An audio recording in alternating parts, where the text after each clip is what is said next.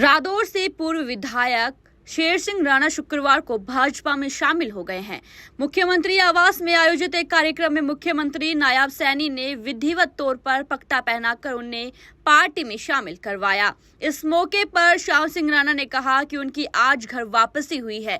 कुछ कारणों की वजह से वे भाजपा से अलग हो गए थे, लेकिन अब भाजपा में शामिल हो गए हैं और पार्टी के लिए काम करने के लिए तैयार हैं। उन्होंने कहा कि जब 3 काले कानून के खिलाफ किसान का आंदोलन हुआ था तो उन्होंने किसानों के समर्थन में भाजपा को अलविदा कह दिया था, लेकिन अब तीनों काले कानून वापस हो चुके हैं और भाजपा ने उन्हें वापस लिया है, इसलिए मैं पार्टी में वापस आ गया हूं। तीनों कानून कांग्रेस ने बनाए थे। पूर्व प्रधानमंत्री मनमोहन सिंह की सरकार में ये कानून बनाए गए थे, लेकिन खत्म भाजपा ने किया है।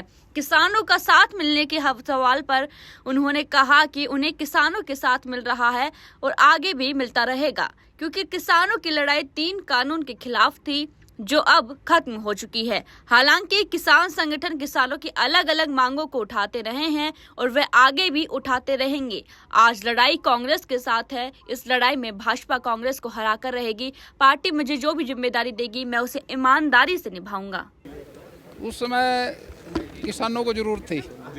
इस देश के किसानों के ऊपर कांग्रेस पार्टी की तरफ से 3 काले कानून बनाए गए थे और मोदी जी ने उनको वापस लेके वो समस्या खत्म कर दी। इसलिए भारतीय जनता पार्टी में दोबारा से आने का मन है। लेकिन उसके बाद काफी लंबे वक्त तक आप इनेलो में रहे। आज भी आपने मन से जिक्र किया 4200 किलोमीटर तक की यात्रा की, वो मजा नहीं आया? 4200 देखिए, जहाँ रहेगा आदमी वहाँ मेहनत करेगा, कर्म तो करेगा।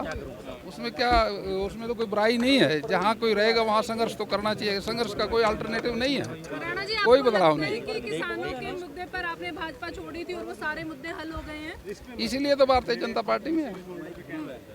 वो मोदी जी ने हल कर दिया ना, कानून वापस ले लिया। पर किसान तो अभी भी पंजाब और हरियाणा की सरहदों पर बैठे हैं, उनको तो आगे दिल्ली भी नहीं जाने दिए। देखिए, किसान यूनियन जो है वो किसानों की छोटी मोटी समस्याओं को उठाती रहते हैं। वो तो उठाएंगी, यूनियन इसलिए तो होती है भाई उनकी समस्या को उठाए।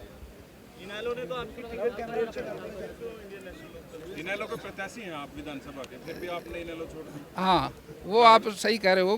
5 टिकटें घोषित हुई थी जिसमें मेरा भी एक नाम था, लेकिन जो समस्या थी देश की वो मोदी जी ने उसको सॉल्व कर दिया था। भारतीय जनता पार्टी को आज कांग्रेस का मुकाबला करने के लिए अच्छे कार्यकर्ताओं की जरूरत है। किसानों का मुद्दा इनेलो ने भी उठाया था, उन्होंने भी इस्तीफा दिया था किसानों के समर्थन में। किसानों से वो पार्टी भी थी। हाँ, जो इस्तीफा दिया था उस समय वो कृषि कानून वापस नहीं हुए थे। वो तो कृषि कानून मनमोहन सिंह जी ने बनाए थे और सुषमा स्वराज ने जो उनका विरोध किया था, लेकिन उन सारे कानूनों को वापस माननीय नरेंद्र मोदी जी ने वापस ले लिया, इसलिए वो समस्या समाप्त हो गई। तो अब आपको इनेलो का कुछ आगे भविष्य क्या नजर आता है? 4200 किलोमीटर की आपने कहा यात्रा की है, इतना संघर्ष किया है बेचौटाला ने। देखिए, पार्टियां तो 6000 से ऊपर हैं देश में। कोई पार्टी कमज़ोर भी होती है, कोई ताकतवर भी होती है।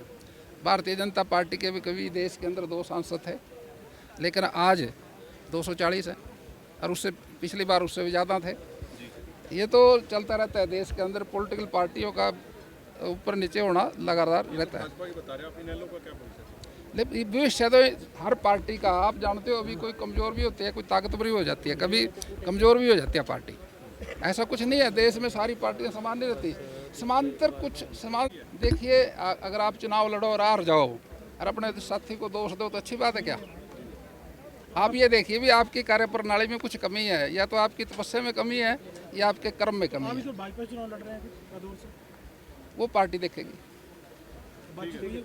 हाँ, जो पार्टी देखिए सरकार बनानी है और जिताऊ कैंडिडेटों को तो लेके आना पड़ेगा।